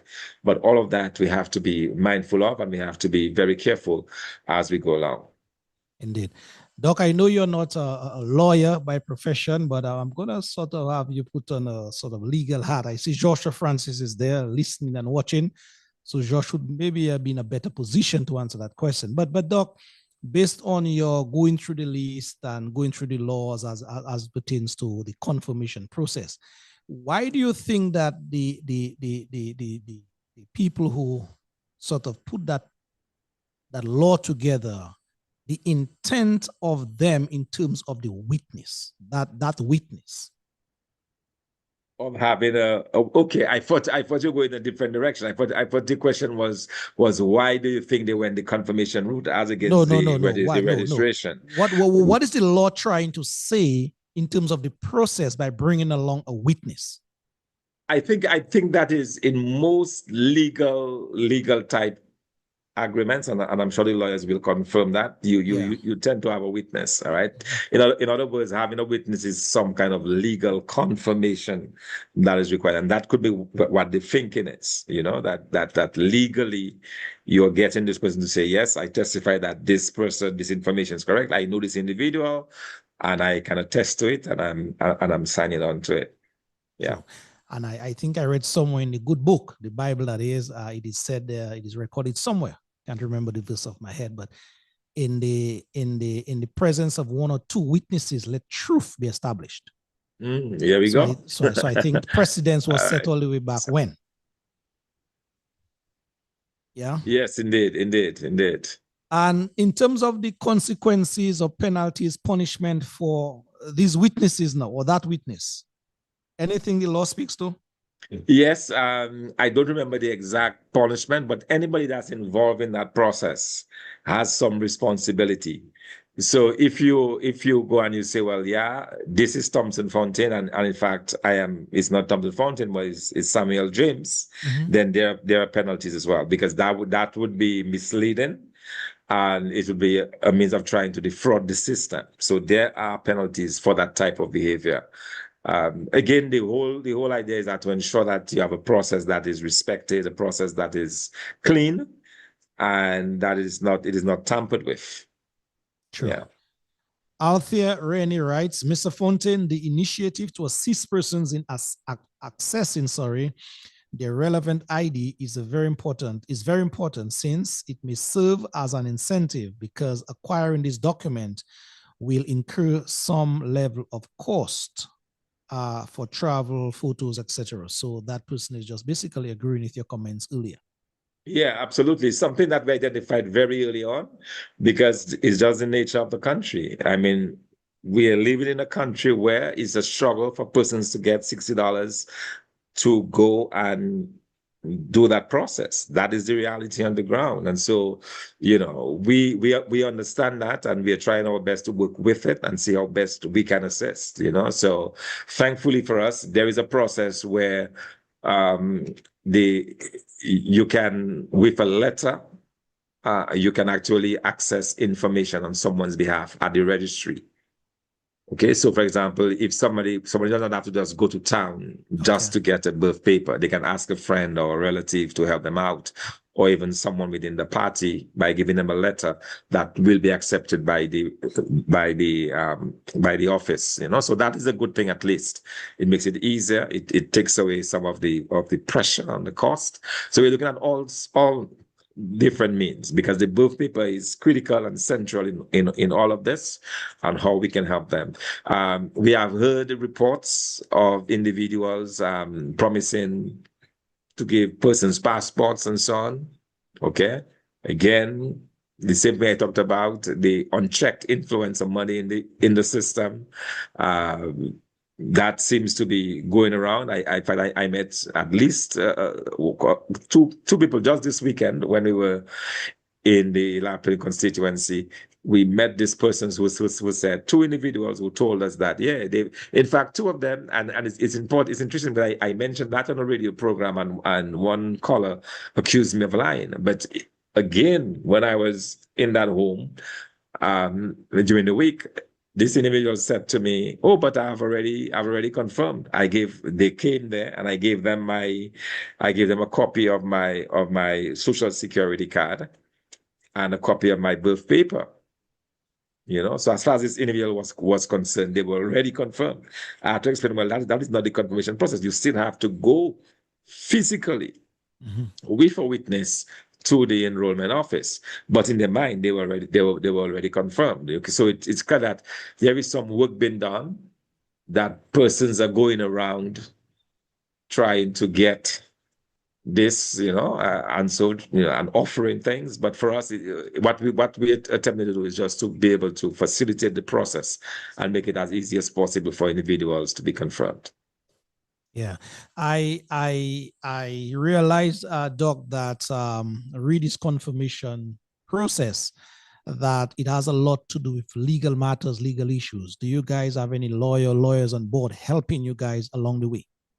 Oh, yes, absolutely. We have our in-house lawyers, as well as we have a couple lawyers that to help us explain certain aspects of it.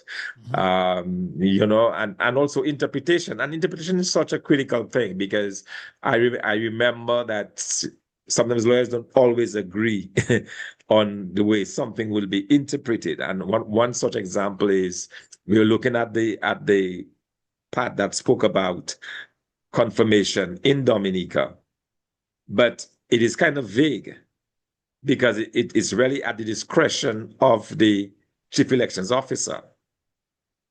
All right, so the chief elections officer can set up an election place somewhere, but that is again subject to confirmation. So these are some of the areas that we think that are not clear, and we have sought legal interpretation, because that's very important. Whether the electoral office has the right, say, for example, to set up a registering office in New York or elsewhere out of Dominica, those kinds of questions that we have to get clear. And you spoke about the centers that should be sort of set up in the different constituencies. You said there are sort of disjointed information going around. Do you have, in terms of confirmation, any of the centers so far? When that Yes, we process do. starts on the 15th? The electoral office released an audio. Okay, which is kind of odd, because they released an audio of the various enrollment center locations. A lot of them is either the village council office or some other similar type facility. But I've not seen it, the list as yet. I'm not saying it's not there. I'm saying I've not seen it. I've been looking for it. I've not yet seen it. A list that is then black and white, that you can just publish on our website, for example, that persons who wants to, so you're in Kulibishri, you want to know where you need to go and confirm, that you can say, well, it's the Kulibishri Village Council or the Kulibishri Health Center, wherever it is. We need that list, and we need that to be made available immediately, so that we can disburse across the country to persons who are interested in confirming. Amidst that process, Doc, is there a fear? I ask you that because I've been hearing that on the ground by some people, that even if we have that process, going along where persons are confirming, as it were, the prime minister could still go ahead and call an election, circumventing that process. Yeah, well, it's not only a fear, it is in the legislation. The legislation allows that, notwithstanding the process of confirmation is ongoing, the prime minister can call a snap election. He can call election at any point during that 1 year of confirmation. And not only can he call it, but the list that will apply is the list that should have been published on September 30th, along with any new registrations that took place between September 30th and when that election is called. So it is embedded in the legislation that it can be done. So that is what the prime minister has been pointing to. That's what he has been telling, even when asked if, out of respect for the process, can you just allow it to go through? He says, well, no, he wants to maintain the ability to do just that. He wants to maintain the ability to be able to call a snap election as and when he sees fit during that 1 year period. No, but I really believe, Doc, if that should be the reality in Dominica, then the people now, because I mean to say the prime minister, whoever he or she is, can go ahead and call an election as per this constitutional or her constitutional right.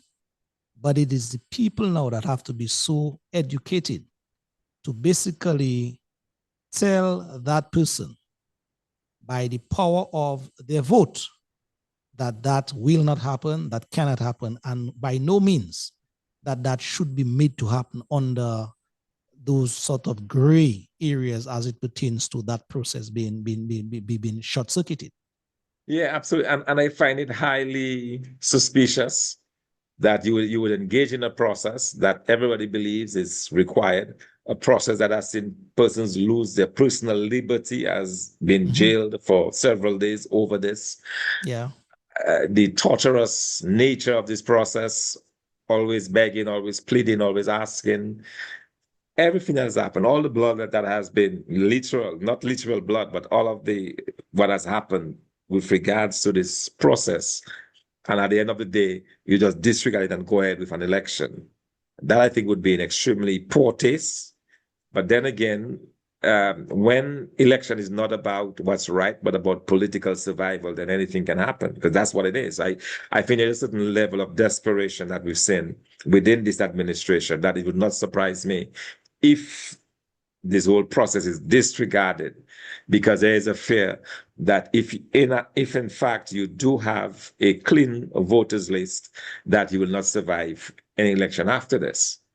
And the Prime Minister knows the figures I talked about: 83 votes, 265 votes. Even when you're bringing in all of these hundreds of persons, it is clear that once that list is cleared, that the people in Dominica who reside in Dominica and who will form the majority of voters, when you have a clean list, that it will not be the same, that's where you're going to have, and that's probably where that fear comes out, because it's not about having a just system. It's not about having a fair system. It's about retaining office at all costs. After all, that's a prime minister who cried tears of sorrow in the last election, promising the people of Dominica that that would be his last campaign, who said repeatedly that he would not contest another election, that he would be gone by April of 2025. And what happens? April of 2025 comes and he says, well, I have to stay in. I have to continue as prime minister. And even now, I'm prepared as a prime minister to call a snap election, even when I have grudgingly gone the route of reform, that I'm prepared to call a snap election. I mean, the whole process is wrong. It is wrong-headed, but that's what we have in Dominica. That's the kind of mockery of the process and the system that we have in our country. All right. Joshua Francis is writing here, from where I stand, I'm confident that unless we unite opposition parties, groups, individuals, the chances to remove the DLP from office is almost impossible. Your take? Well, I would not say almost impossible. I think it is possible to remove this party in office. As I said, the numbers don't lie. It has shown that the majority of Dominicans residing in Dominica have voted against this Labour Party government. And you just have to go back, do the kind of work that we did on the election results. You will see that in practically every instance, in the marginal constituencies, that it was the imported vote that made that difference. So the writing, as I say, it is on the wall for this government. But I do agree with him that we need to be united as an opposition, which is what I said at the beginning, at the outset. Yes. I firmly, as a leader of the United Workers' Party, believe that we have to be united as an opposition. The task will be made easier. Definitely will be made easier, but it is not impossible, because quite frankly, the people of Dominica are fed up of this government. They want them gone. Doc, you said something earlier which I knew, but it just sort of resonated even more when you said it. The Labour Party has been plagued with this situation of treating and bribing. There are a number of allegations where it was alleged that persons got bribed, persons were treated in order to participate in the positive for the Labour Party. Having done away with that aspect of the law, what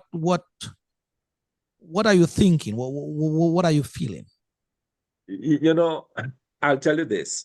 When the law was in place, the United Workers' Party filed countless petitions, as we were required under the law to do. Those petitions most times did not see the light of day, because we felt that the judiciary, the legal system that was supposed to be a final check on this government, was siding wholeheartedly with the government. So a lot of our petitions, where we had proof, where we just needed that to be put under the shining light of the legal system, We never got to that point, either through excessive delays or if it did come up, being brushed aside. So at the end of the day, you have the same thing happening. You know, the law was there. It was never enforced by the judiciary, even when we did what was required of us according to the law, which was to go by way of petition. Okay, so you take the evidence, and then you bring it before a court of law. If our court system was operating as it should have been operating, that would have been dealt with that way. It was never dealt. So nobody was ever punished. No party or individual was ever punished for this excessive in-your-face bribery and treating that we saw over and over and over again. And that, I believe, is very unfortunate. It's very unfortunate. You cannot be wanting to build a country based on truth, based on law, based on rules, and then one party can ignore those rules, one party can break those rules and then get shelter in the judiciary. That just should not be, you know, but that's the kind of uphill battle that we have been faced with. And that's the reason why, quite frankly, you know, Lofty, when people say, oh, but why did you boycott the 2022 election? But these are the reasons. When you feel that you have no result, you have no recourse, you know, because ordinarily you said, okay, well, we will contest if we're able to get our petitions in, is heard by a court, and the results of elections overturned by a court. But there was absolutely no chance of that happening because we were always unfairly treated in the court system. And so these are the kind of constraints and strains under which we had to be faced with and we had to confront. And so at the end of the day, we felt that the boycotting of the election was the last drastic thing that we could do to send a very strong message, not only to Dominica, but to the rest of the world as to what was going on in our electoral process. Doc, just stretching a bit international now. I'm reading, I'm hearing, I'm listening to this sort of very low tolerance for Nicolas Maduro, president of Venezuela. The Trump administration has basically sort of, you know, went out of its way to sort of, you know, put things in check, calling him the illegitimate president and, you know, sanctions there. Having said that, I know the eyes of Trump / the American government is on Venezuela, is on Maduro at this time. The man we have in power today, Roosevelt Skerrit, has been in power before Maduro. One can say there is not this sort of wholesale purchasing of elections in Dominica like in Venezuela. So just maybe the eyes of the Americans are not too focused on us as yet. But based on the Trump administration's attitude towards Venezuela, can you see, or are you seeing, are there any inclinations based on what you have been, you know, I know you're an international man, Doc. What are you hearing out there as it pertains to the administration, especially of Trump and Dominica, if there's anything there? You know, quite frankly, it's very hard to read anything into this as far as the Dominica situation is concerned. I don't know. I honestly don't know.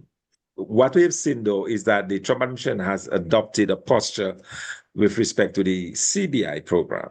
Mm-hmm. They seem to be more intent on ensuring that there is some kind of transparency and accountability within the CBI program, and they are apparently prepared to act through that, even suggesting some kind of travel ban against countries like Dominica that failed to adhere to it. So pressure might come in that form, more in the form of the fully CBI program, but in terms of the overt political moves that we see against, that's very clear. Some people, for example, believe that an invasion of Venezuela may be imminent to effect regime change in that country.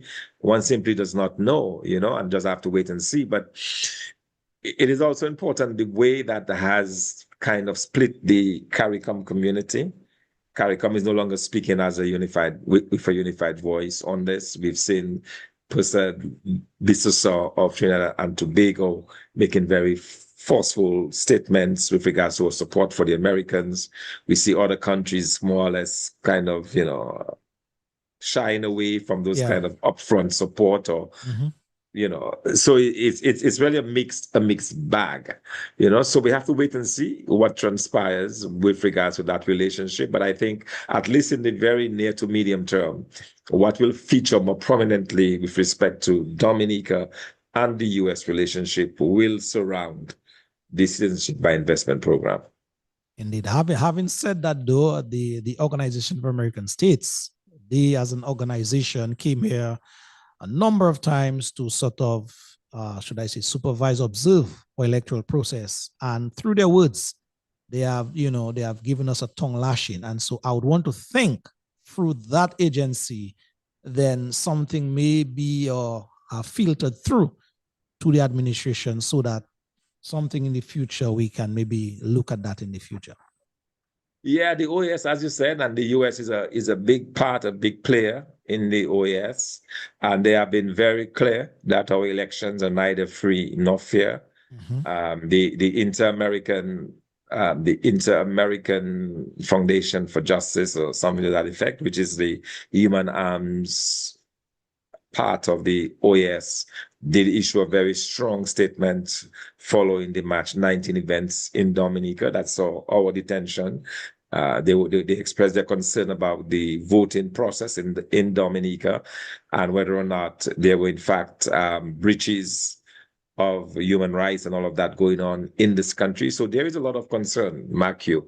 And, we can expect the OAS to continue to play that role in terms of looking out for, because after all, Dominica is a member of the Organization of American States. And if members are not behaving in a manner that is seen to be in promotion of the focus of such an organization, then the organization has a responsibility to take action or to issue statements or to otherwise let it be known that they're not happy with what is going on. So we can very much expect a lot more of that type of posture or behavior from the OAS as it pertains to our election here in Dominica.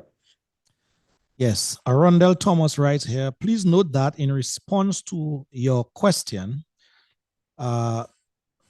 Dr. Fontaine stated that the PM could call an election at any time before the completion of the confirmation process.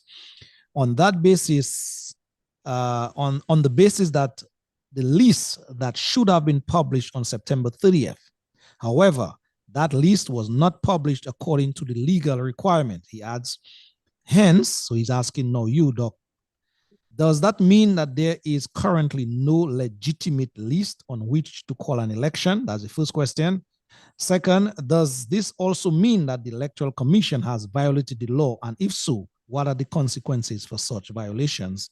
What are the legal implications? He's asking. Boy, well, that's why we need a lawyer to deal with this very heavy. But I can tell you just off the bat is yes and yes. Yes, they did violate this because they were supposed to issue this list. In fact, they made the pronouncement. They were advertising over and over again. They advertised that persons who wanted to make changes to their address, those who wanted to transfer, those who wanted to change their names, all of that they were allowing because they wanted to come out with a list on the 30th. So yes to that question, and also yes to the fact that there is no list now upon which an election will be based. But what we'll most likely see is the list coming out in a few weeks with some kind of apology, from the electoral office. But that is a list that will be operational. That is setting a very bad precedent there, It is, but it's not the first time the electoral office has heard, I mean, they have appeared to be not to be ready in many instances, and that's just another one of them. You'd also recall you were supposed to have started the confirmation process on the 1st of September. It's because they were not ready. It was moved to the 15th of October. And so here we have another very serious breach there. Another area where we've seen them very much in breach of the Constitution and of the laws of the electoral laws has to do with continuous registration. It is very clear you are not supposed to pause registrations to the voters list, but that has been paused for several weeks now. persons were not able to register. So a lot of new persons who wanted to register as new for the first time, whether they were just turning 18 or whether they were already older, they could not do so because the electoral office, we are told, or they told us that they were changing the form or something and they had put that on hold, which again was illegal because, but again, in Dominica, as I said, a lot of these things go unchecked. The system is not robust enough to be able to challenge those shortcomings and those illegalities, but that's just the way it is. That's what we have to contend with, unfortunately. Washburn Coffee writes, any elections without allowing the confirmation process to proceed should be resisted by the masses by all means. And let me just take one from Ferdinand Lawrence here. Lofty, it is. Dominica is indeed in the sight of the Americas, killing two birds with one stone. All right, well, he seems to have a lot more information than I do. Very interesting, though. Ferdinand, I'll invite you sometime so you can, put out some of the information that Thompson doesn't know about, I don't know about, but you know it all. Yes, indeed. Yes, indeed. That should be good to know. But in terms of Coffee's comment, in terms of the resistance, if an election would be called and that process be short-circuited, he's suggesting that. Well, I think it would be interesting to see how the people respond to it.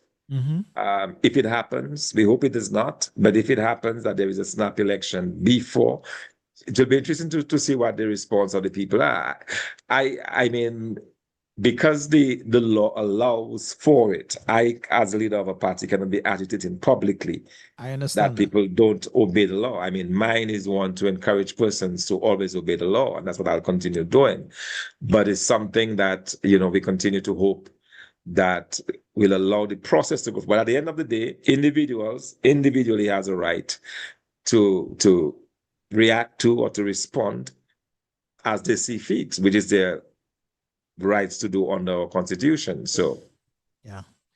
Doc, the next general election is due when? We had the last one in 22. The next general election is actually constitutionally can go up to March of 2028. Okay, but Okay. having all things equal,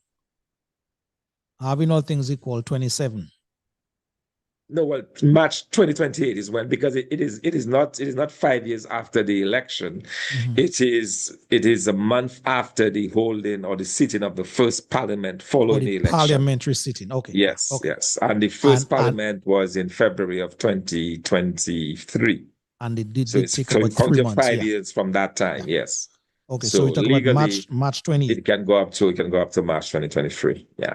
March 2028. 2028 from March 2023. Yeah.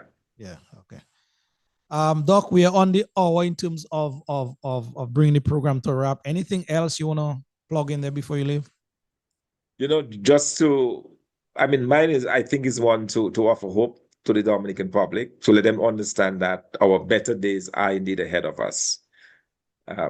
I can see very much that the days of this regime is numbered. The people of Dominica have had enough. Increasingly, people will tell you that, and the government knows that more than anybody else. And that's why you're probably hearing talk of snap election, because this government understands that they have reached the end of the rope as far as the majority of Dominicans are concerned. And at the end of the day, you don't need every single vote. All you need is the majority vote. And from where I sit now, that majority is firmly against the continuation of the Labour Party to rule over the affairs of Dominica. And I just want to encourage more and more persons to come on board with VWP Team Dominica. Support us. We will support you. We have a plan and a program that will lead to positive development for Dominica, that will get us from our almost stellar or last position in terms of the ranking of Caribbean economies to one that will be above. We have the capabilities, we have the ability to do so. and we have the plan to back it up, So we encourage our Dominican persons and citizens to support us in that effort. We encourage our diasporans, to just deal with us on the idea of conscience. Let your conscience be your guide, and don't interfere in our elections to the point where you change the results and that the people who are living in the country have to suffer. So I'd make an appeal to our diasporans. While it's true we want to respect your right to vote in this country, but do it in a way that is responsible. Do it in a way that you can go to sleep at nights, conscience-free. All right? Don't do it in a manner that violates our laws and also imposes this impossible government on the backs of the Dominican public. So at the end of the day, Lofty, mine is one of hope and optimism that we have all better days ahead of us, that the Dominican public will, after 25 years, give the boot to this government whenever the next election is called. And that to me is very, very promising. That to me is very, very encouraging. And we're delighted, happy to be leading the effort in that regard. And I'm just really excited to be part of this new dispensation that is in store for Dominica politically. True.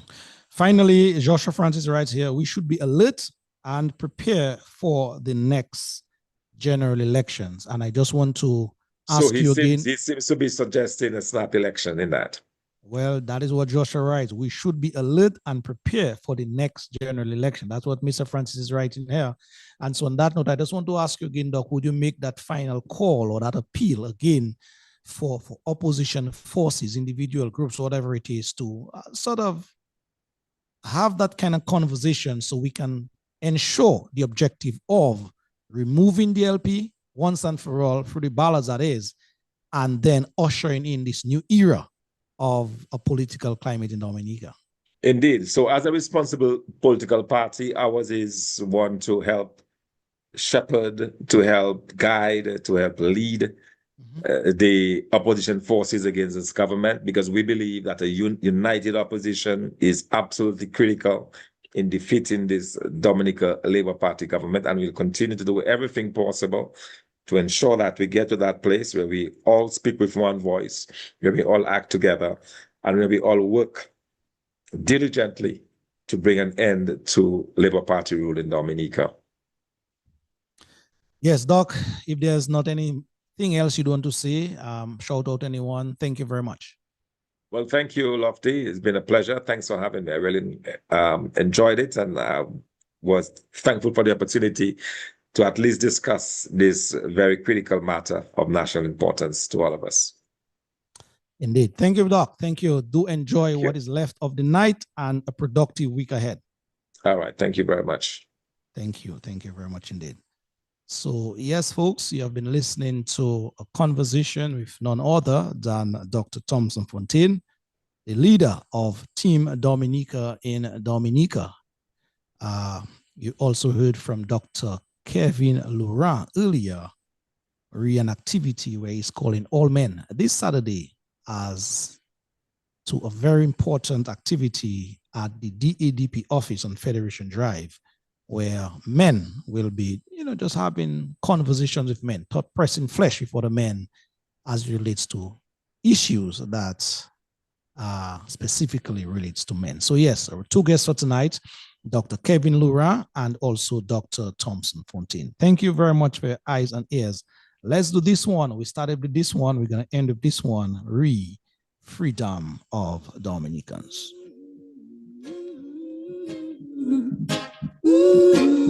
Our brother Nasir Fontaine will take us out. Now we're calling on the African National Council. We're calling on the Southwest African People's Organization. So all of you on YouTube, thank you very much for your eyes and ears. Those of you on the good old Facebook as well. Brother Thaddeus James Black Pepper, good evening to you. And the children cry, and the dead rise. So folks, that is it for yet another Civic Vibes program for the 5th of October 2025. And the children will Those of you in Dominica, Those of you in the region, People crying for free. and yes, certainly those of you for the refill, thank you very much indeed for your company. Years now we've been working as your slave. Why can't you free us? Let us have a separate Something is happening here. ways. Equal rights and justice. My dear friend Indira, good evening to you as well. And our freedom, cause we need a liberation. Hey, freedom of expression, freedom of speech. To the family and friends of Brother Ted Daly, good evening to you. Declaration. An icon in Dominica passed, I think, 2 weeks ago. And the children, A very special voice in the media fraternity in Dominica, Brother Ted Daly. see my people crying. And so to all your grieving family, friends, and loved ones at this time, we at Civic Vibes, we sympathize and empathize with you all. And cry. To all the sick and shorting at this time, good evening. See my people. Those of you as well who lost loved ones, we at Civic Vibes, we're there with you. Full equality, freedom for Mandela from apartheid misery. So yes, one and all, do have a great week ahead. See you next week, same time, same place, right there. So far they gone playing politics. On behalf of the team, the Civic Vibes team, my name is Loftus Duran. Bye-bye. I love you. Freedom of speech, written in the Human Rights of Declaration. So, and the children cry, and the dead toll rise. See my people crying for freedom. And the children weep, and red blood run quick. See my people crying and they're weeping and they're wailing and they're crying and they're dying for freedom. Wow! Right now, we are a people, running from Genesis right down to Revelation. And so we are a people, the 12 tribes of Israel. Yeah! Rastafari. Like I said, we need a freedom in a full equality. Freedom for Mandela from apartheid misery. We don't need no sanction from no big time hypocrites. While we there are suffer, they can play in politics. Hey, freedom of expression, freedom of speech, written in the Human Rights of Declaration. So, and the children cry, and the dead toll rise. See my people dying for freedom. Oh, now the battle sweet, 'cause we cool the heat. See my people crying and they're weeping and they're wailing and they're dying and they're crying for freedom.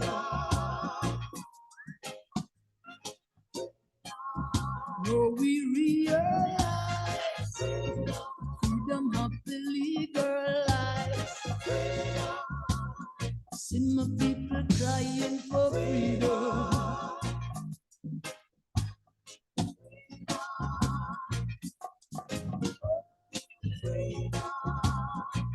Lord of mercy, please upon us all.